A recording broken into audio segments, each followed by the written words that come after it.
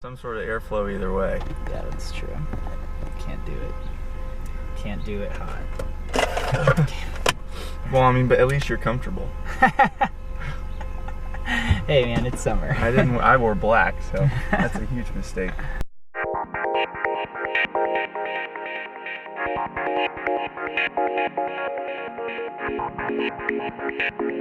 Coleman's Carpool! Woo! In Columbia. Yeah, Como. This is my good friend, Jack Brown. How we doing? Coach at the University of Missouri. Former NCAA champion. Really cool guy. We're gonna attempt a form of World Championship previewing. This should be interesting. So what I'm gonna ask Jack what he thinks America's best events are in terms of Dragon Ball Z characters. So we'll start simple. My true colors will be showing for sure here. We'll start simple. So in terms of events, men's and women's at World Championships, who do you think our Goku? What events do you think our Goku is? Who can we count on to do well? Who's been what events have been a staple for us in the past? Who's gonna annihilate Frieza with the Spirit Bomb? The funny thing is like I think that you would have to argue that Michael was the Goku, the OG Goku, you know, for the last 16 years or so. I mean, ever since, and the ways that he delivered in the events that he swam and on the relays that he swam on, I mean, were just unbelievable. He was just so dependable, you know. That 400 free relay in 2008, where, I mean, that's literally going Super Saiyan right there for everyone on that relay. Yeah. But you know, now that he's gone, it's kind of hard to kind of put a finger on it. But I certainly think that Ledecky would be the obvious choice to fill those shoes, and especially just in terms of just dependability and just getting it done in her event for sure. What do you think? I think, and in terms of events like 400, 800 on the women's side, I think what Katie and Leah have developed in the past few years is only getting better. And so I think they've got a good thing going. I think we're going to see really good things from those events, the women's distance events. It's going to be cool to see the 1500 now, knowing that the women's 1500. Yeah. Knowing that it's going to be added to the program now. No mistakes. Yeah, there's actually So now there's actually a certain level of hype around it, which is kind of unbelievable and really, really cool as well. So I'm so glad that, you know, we're going to kind of get to see a peek of that and a snapshot of it. On the men's side, I don't think that anyone has really established themselves yet as kind of the clear cut. Total. What's happening? As the clear cut. You still have the people though that are in the events that are just perennial performers. I mean, Nathan, he's going to be great. Yeah. You know, and he's been someone who's stepped up for our country big time and on the world scene, and has really just become consistent in kind of his world performances for sure. Yeah. And I've, you know, really enjoyed that, watching him kind of develop into that, because I was Nathan for a long time. I think the backstrokes are looking good on the men's side, but it's just there's so many good backstrokes. And we don't, true. But you know, even within our country, we don't know who those backstrokers are going to be for Worlds, because it's so competitive here. Yeah. And there's so many people, you know, between Ryan Murphy, but Matt's had a great, you know, spring so far, and he looks great, and so it'll be fun to see that event as well with World Champions. What events are our role players? Our Vegeta, our Trunks, to an extent our Piccolo, maybe a Krillin. Those guys are slightly evil. I feel like you're going to make me throw someone under the bus here. Well, again, we only have to... Careful, that road's close. Yeah. Uh-oh. It just has to be events. Vegeta's a good dude. I think that we can just go ahead and establish our Gohan as Michael Andrew. just the young gun, hidden power, just who might just break out and totally defeat Cell. Yeah, unbeknownst to everyone. I think American breaststroke looks solid, especially on the women's side. Yeah. Mm-hmm. Katie Miley's been swimming really well too. Yeah.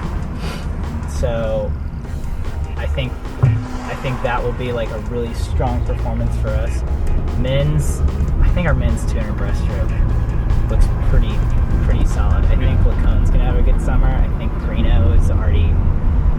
He's kind of already proven himself. Yeah, for sure. And Kevin, he's always gonna be in the mix for that stuff as well. But I'm really excited to see how Will swims after this past short course season. Yeah. He's just, from my understanding from talking to Eddie, he's just totally become the total package in terms of his training. And saw a video of the kid squatting 350 pounds on his back. I was like, wow, that's 4 times, pretty good. So yeah. I think that he's taken a huge step forward with those Texas guys, and I think that they're really going to develop into some pretty awesome kind of world-class swims. The other thing is, Clark Smith had such an awesome short course season. It would be great to see him kind of take off too. Mm-hmm. So, and the sprint side of things, I think our relays are in a good spot. I think Michael Chadwick has been swimming unbelievable. For him to go a lifetime best in the 100 unshaved at Ultra Swim, yeah, he's gonna just be. After seeing what he's been doing in practice, and then him going down and spending the last 5 or 6 weeks in Charlotte, I think he's gonna be really ready to go. What event is just gonna be the Frieza of events for us? It's just gonna kick our butt. Man, but I think we struggle in the 50s of stroke. It's just so hard to watch some of them. And I don't know what it is about those ultra sprint events on the world stage that we've just never been able to wrap our head around. I don't know if it's because we don't, place the same amount of importance on them or what, but yeah, we've always struggled with them. And it'll be fun to see, if someone's got the speed to kind of challenge some of those international rock stars. But that's probably true. I feel like other nations do put a little more emphasis on it than we do. And I don't know if it's because of the Grand Prix or whatever. Yeah. The World Cups, the World Cups and kind of those types of meets that they have all over the world where, there's money involved, and they certainly kind of view those records with a little bit more respect. I don't know what it is. So I think, the 50s of stroke are something we've always really struggled in, but I think that there's certainly some people in our country that, given the chance, can do some pretty cool stuff in those as well. Potential for success. That's it for that, I guess. Okay. All right. Summer jams. What have you been listening to? I can't stop listening to Above and Beyond Group Therapy. Yeah. It's just my jam. Every time, every week, I'm just totally tuned in, or going some throwbacks and listening to their 200 set. And then, this past week was a big deal because he had EDC. Oh, yeah. And so I've been listening to a lot of that. But yeah, for whatever reason, just trance has just got me feeling really good about stuff right now, and that's kind of where I've been hanging out. Yeah. My go-to is International Departures with Shane 54. Okay. It was mine and Shane, but they broke up. Yeah. But same way. For some reason, I don't listen to Group Therapy as much, but I like it because it's such a, it's a journey every week.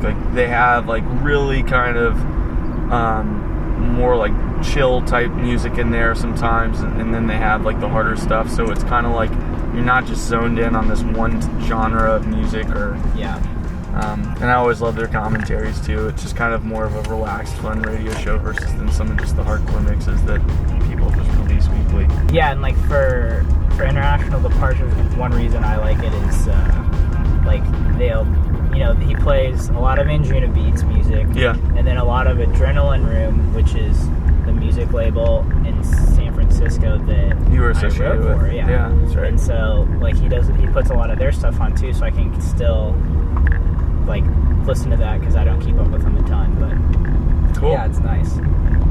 It's funny because some people their sound is evolving and stuff, and that's the way I always feel about Above and Beyond is they have these acoustic sets and they do these acoustic versions of their songs, and it certainly seems like they really are musicians. It's they can all play instruments. It's almost like they're composing things rather than just sitting down at a computer and making noise.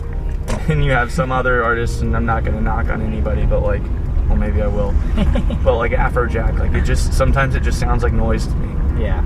And so, I think that's funny because I think that's certainly the vibe that people associate with electronic dance music for sure. Is like, it's just noise. Like, oh, it's just sounds that don't make any sense. And I'm like, well, there's a lot more to it than that. There's chord progressions. There's kind of a deeper understanding of music. And, if you look at it from composing and stuff like that, then it's certainly, there's certainly so many layers to it that just make it so complex. And it's like, in some ways, writing a classical piece of music, but your sounds are actually unlimited versus just limited to a certain number. The instruments in your orchestra. Yeah. So. Yeah. Well, and I think a lot of people don't realize that, if you go to a show, the person who's on the stage playing their music, is first and foremost is a producer. Like, they made the music. Yeah. And they didn't necessarily plan to play the music. So it's like, well, yeah, all I do is push this button because, like, I can't play it for you live because I made it in a computer program, but, like, I spent days and days making it really good. It's a reflection of my genius and my knowledge and my skills and stuff like that. Yeah, but what's cool now is, like, you see artists trying to do more creative things, because now it's like, oh, it's so dime a dozen, like, right? There's all these music festivals, and everyone's kind of playing the same music, whatever's popular at that time, especially at, like, the most popular people or whatever. Yeah. It's just, I remember when Martin Garrix's song Animals came out, everyone played it in their set. Like, it was just ridiculous. But now it's like people are trying to push the envelope a little bit. Like, so deadmau5 has, like, gotten to the point where he's using the stems from all his songs and trying to recreate it on the spot. It's funny because when you listen to it, he makes mistakes and, like, he just kind of laughs it off. And now other bands like Chainsmokers and stuff have drummers that have been touring with them and, like, actually doing drums live. Oh, we're going to the library? I need to drop off a couple things. Well, I'm glad we're able to run your errands today. So, but yeah, I mean, it's good. It's, I think that was really funny that was something that we kind of stumbled upon, that we had in common, that we liked the same music and stuff like that, so. Agreed. I'm glad we could kill two birds with one stone. Well, I figured we were here. Why not?